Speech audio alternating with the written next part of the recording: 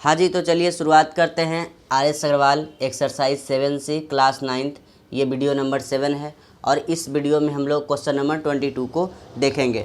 देखिए 22 question number जो है ना वो मिरर से रिलेटेड क्वेश्चन दिया है। देखिए गिवन है, in the given figure M and N are two plane mirrors. दो मिरर है, दो आईना है, एक का नाम M है, दूसरे का नाम N है। जैसे इस ये भी आईना है और ये भी आईना है। इस वाले आईना का नाम M मान लो और इस वाले आईना का नाम N मान लो, किसी का भी कुछ मान लो, ठीक है। परपेंडिकुलर टू ईच अदर, दोनों आपस में परपेंडिकुलर है। ये दिख भी रहा है यहाँ पे 90 डिग्री बढ़ रहा है, मतलब दोनों आपस में क्या है, परपेंडिकुलर है। So that the incident ray, मतलब हम लोग को ये प्रूव करना है कि CA, जो इंसिडेंट रे CA है, is parallel to the reflected ray BD। Reflected ray BD के ये पैरेलल है। इंसिडेंट रे और रिफ्लेक्टेड रे आपस में क्या है, पैरेलल है। यही हम लोग को प्रूफ करना है। Sir incident ray reflected ray physics में पढ़ना था ना, क्लास 9th में भी पढ़ना है, सॉरी क्लास 10th में पढ़ना है और क्लास 7 में पढ़ना है ना। तो सर ये हमको याद नहीं है, थोड़ा सा रिवाइज करवा दीजिए। चलो आ जाओ देख लेते हैं। देखो बाबू, एक रफ पेज लेते हैं। चलो यहाँ पे एक रफ पेज ले लेते हैं। चलो यहाँ पे एक रफ पेज ले लिए, ठीक।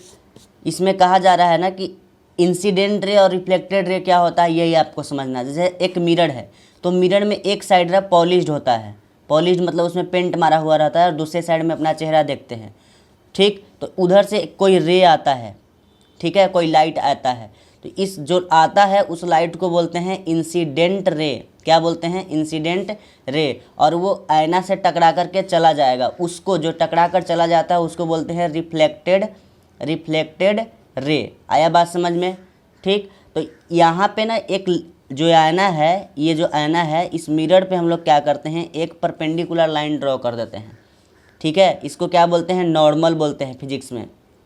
क्या बोलते हैं, नॉर्मल। ये परपेंडिकुलर लाइन बनाता है, किस पे, इस पे परपेंडिकुलर ये बिल्कुल होता है, ठीक। तो ये वाला जो ये नॉर्मल है, नॉर्मल से इंसिडेंट रे तक जो एक एंगल का जैसा आर्क बनाए हैं, इस एंगल को बोलते हैं incident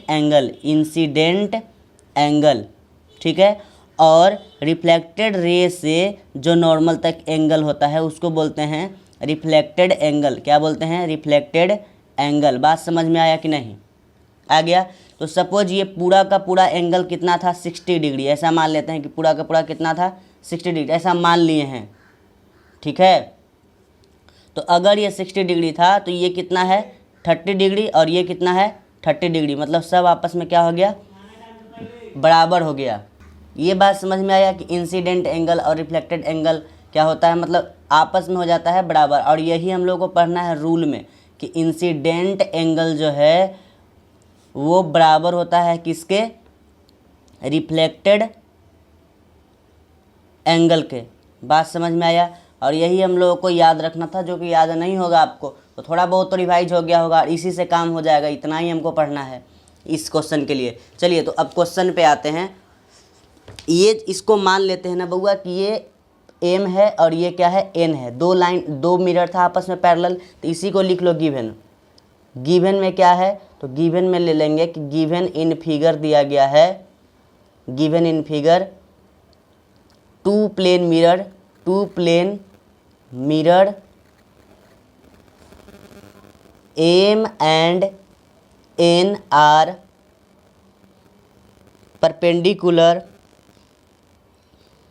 perpendicular to each other. दोनों आपस में क्या है, परपेंडिकुलर, ठीक है। उसके बाद बोला जा रहा है कि टू प्रूव करना है। क्या प्रूव करना है, हमको ये प्रूव कर देना है कि इंसिडेंट रे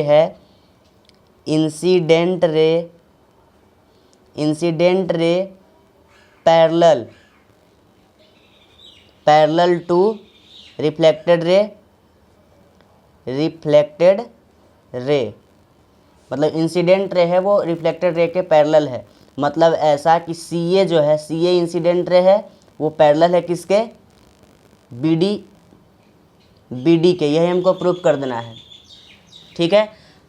धुंधला क्या दिखाई दे रहा है जी, अच्छा एक बात बताओ, अभी अभी हम लोग न सीखे हैं इस बात को कि जब भी मिरर का क्वेश्चन आ जाए उसमें अगर हम इन नॉर्मल का इस्तेमाल कर लें तो काम बन जाएगा। तो एक नॉर्मल आप ड्रॉ कर लो कि जहाँ पे भी एंगल बन रहा है वहाँ से हम एक परपेंडिकुलर लाइन ड्रॉ कर सकते हैं कि नहीं? बिल्कुल कर सकते हैं। चलो तो एक परपेंडिकुलर लाइन हम ड्रॉ कर लिए ये ब्लैक वाले से, ठीक। तो यहाँ पे देखो, यहाँ पे क्या बन रहा है 90 डिग्री, मतलब ये सीधा लाइन आ रहा है, ये भी सीधा लाइन आ रहा है, तो कहीं ना कहीं तो टकराएगा, जहाँ टकरा गया वहाँ 90 डिग्री बन गया। बात समझ में आया? तो अब इसी बात को आप जानते होंगे कि जब नॉर्मल को हम ड्रॉ कर देते हैं तो ये एंगल है ना दो टुकड़ा में बढ़ जाता है, लेकिन वो भी बराबर बराबर। मतलब ऐसा हम बोल सकते हैं कि एंगल 1 तो ये एंगल 2 आपस में बराबर रहेगा, ये एंगल 3 तो ये एंगल 4 आपस में बराबर रहेगा। ये बात बोल सकते हैं। देखिए कैसे चुटकी बजाते सोल्व हो जाएगा, प्रूव हो जाएगा आराम से, खाली अब देखते रहो। तो इसी बात को यहाँ लिख दो कि यहाँ पे P लिख दो और यहाँ पे Q लिख दो। यहाँ पे लिखेंगे कि देखो कंस्ट्रक्शन में हम क्या करने जा रहे हैं, ये कंस्ट्रक्शन की है ना, खुद क्वेश्चन तो दिया नहीं है, क्वेश्चन फिगर में जो दिया था वो कंस्ट्रक्शन करके दिया था, ठीक है, हम लोग को हिंट दिया था। तो यहाँ पे लिखेंगे कंस्ट्रक्शन में क्या कि देखो BP जो है एंड AQ जो है are the normal of angle किसका, ABD, angle ABD and angle कौन सा BAC, एंगल BAC रिस्पेक्टिवली क्यों यूज किए कि BP जो है पहले वाले एंगल के लिए और AQ जो है दूसरे वाले एंगल के लिए, ठीक है। इसलिए हम अब यहाँ पे क्या कर सकते हैं, डेट इज, जब ये मतलब कि ये जब नॉर्मल है तो हम ऐसा बोल सकते हैं कि एंगल 1 जो है वो एंगल 2 के इक्वल हो जाएगा और एंगल 3 जो है एंगल 4 के इक्वल हो जाएगा। कैसे? ये रूल है भाई, ये रूल है, ठीक है। तो ये ऐसा लिख सकते हैं यहाँ पे, रूल ऑफ रिफ्लेक्शन, ये रिफ्लेक्शन का ऐसा रूल है कि जहाँ नॉर्मल गया वहाँ पे दोनों एंगल आपस में क्या हो जाएगा, बराबर। तो ये ऐसा क्यों लिख दिए कि ये रूल है किसका, रिफ्लेक्शन का। चलो अब आगे बढ़ जाते हैं प्रूफ की ओर, प्रूफ की ओर बढ़ जाते हैं। अब देख रहे हैं क्या कि ये एक ट्रायंगल बन रहा है BAQ एक ट्रायंगल बन रहा है। तो ऐसा लिखो कि इन ट्रायंगल ABQ ना जी, तो BAQ बोल रहे थे, चलो वो भी बात सही है। ABQ एक ट्रायंगल बन रहा है, तो इस ट्रायंगल में angle 2 angle 3 angle 2 plus angle 3 plus angle BAQ या फिर BQA, एंगल BQA, इन तीनों को जोड़ देंगे 180 डिग्री हो जाएगा कि नहीं, हो जाएगा। तो देखो वो एंगल 2 प्लस एंगल 3 तो हम जानते नहीं है, रहने दो, लेकिन एंगल BQA का वैल्यू तो हम जानते हैं ना, BQA का वैल्यू कितना 90 डिग्री। अरे 90 डिग्री हो रहा है ना, तो यहाँ इक्वल टू 180। तो angle 2 plus angle 3 equal to 180 minus का 90, मतलब angle 2 plus angle 3 equal to कितना 80, 180 में से 90 गया तो 90, मतलब इन दोनों का सम करके आ रहा है कितना 90 डिग्री, ठीक है। तो एक बात तुम और जानते हो क्या कि देखो भाई एंगल 1 जो है ना वो एंगल 2 के बराबर है, ठीक, और एंगल 3 जो है ना वो एंगल 4 के बराबर है, ये बात जानते हो। चलो यहाँ से बस देखते चलो कहानी क्या हो रहा है यहाँ पे। थोड़ा टाइम लगेगा इस क्वेश्चन में, लेकिन समझाएंगे बहुत अच्छे से आपको कि समझ में आ जाए। देखो एंगल 2 और एंगल 3 को ऐड करने पे तो 90 डिग्री आ गया, ठीक। तो एक बात बताओ, यहाँ से इसको इक्वेशन तुम 1 रख लो, तो यहाँ से हम बोल सकते हैं कि फ्रॉम इक्वेशन 1 से हम ये बोल सकते हैं, ये पेन ठीक से नहीं चल रहा ना जी, कि एंगल 2 के बदले हम क्या लिख सकते हैं, एंगल 1। एंगल 2 के बदले हम क्या लिख सकते हैं, एंगल 1। देखो एंगल 2 के बदले क्या लिख सकते हैं, एंगल 1, तो यहाँ पे लिख दो एंगल 1 प्लस एंगल 3 के बदले क्या लिख सकते हैं, एंगल 4। एंगल 3 के बदले क्या लिख सकते हैं, एंगल 4। यहाँ भी देखो एंगल 3 के बदले क्या लिख सकते हैं, एंगल 4, तो यहाँ लिख दो कि एंगल 4। तो इन दोनों को भी सम कर देंगे तो 90 डिग्री हो जाएगा। समझ में आया बात कि नहीं? अरे 2 और 3 को जब ऐड करने पे 90 डिग्री आ रहा है, तो इसी का दूसरा रूप क्या है, एंगल 2 के दूसरा रूप क्या है, एंगल 1, और एंगल 3 के दूसरा रूप क्या है, एंगल 4। तो इन दोनों को भी ऐड करने पे 90 डिग्री आ जाएगा, बिल्कुल आ जाएगा। तो इसको इक्वेशन तुम 2 मान लो, ठीक है। अब लिख दो कि एडिंग 1 और 2, एडिंग इक्वेशन 1 एंड 2, 1 और 2 इक्वेशन को ऐड कर रहे हैं। तो देखो पहला इक्वेशन क्या है, angle 2 plus angle 3 plus angle, दूसरा में देखो angle 1 plus angle 4 equal to कितना 90 डिग्री। तो देखो एंगल 1 और एंगल 2 को, एंगल 1 प्लस एंगल 2 को ऐड कर दिए, एंगल 3 प्लस एंगल 4 को ऐड कर दिए, तो कितना हो गया,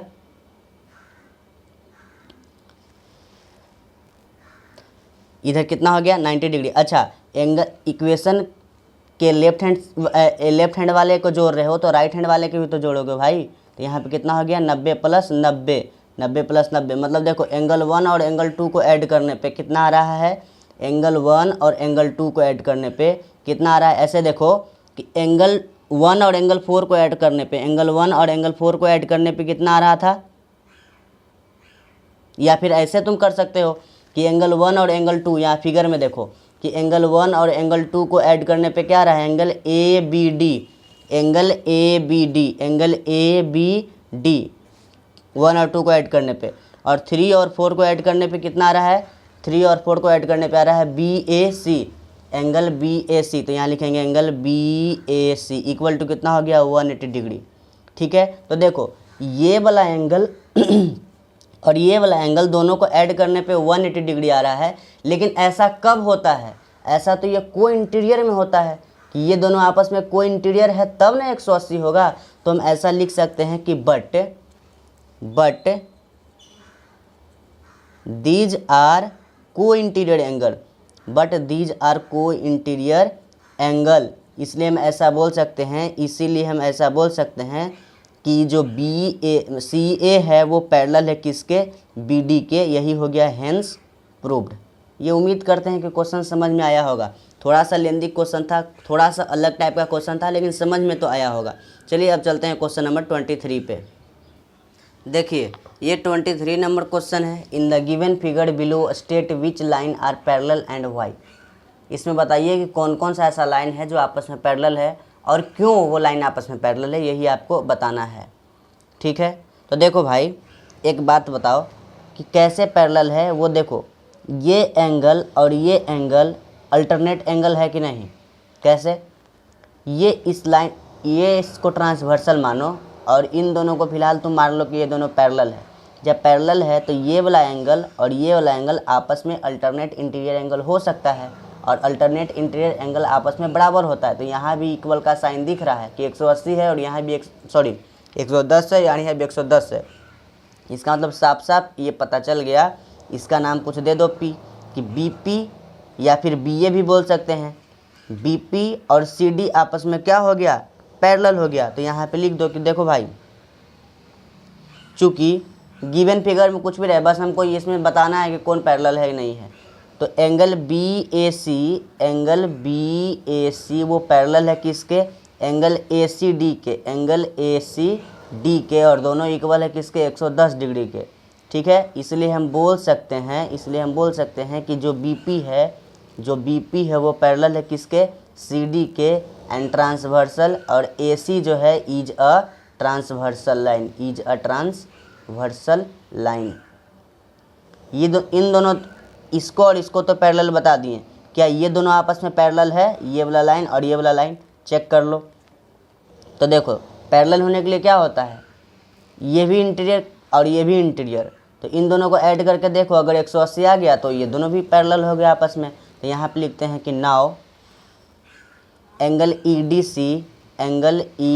सी plus A C D, angle A C D, इन दोनों को ऐड करेंगे 180 डिग्री होना चाहिए। ठीक है, कैसे, तो को इंटीरियर से। तो देखो को इंटीरियर से होना चाहिए, को इंटीरियर एंगल से होना चाहिए। तो ई डी सी का वैल्यू 80 डिग्री और ए सी डी का वैल्यू 110 डिग्री, इन दोनों का सम 180 है क्या, यहाँ 190 आ गया, तो नॉट इक्वल टू 180। हेंस हम ऐसा बोल सकते हैं कि ई डी जो है इज नॉट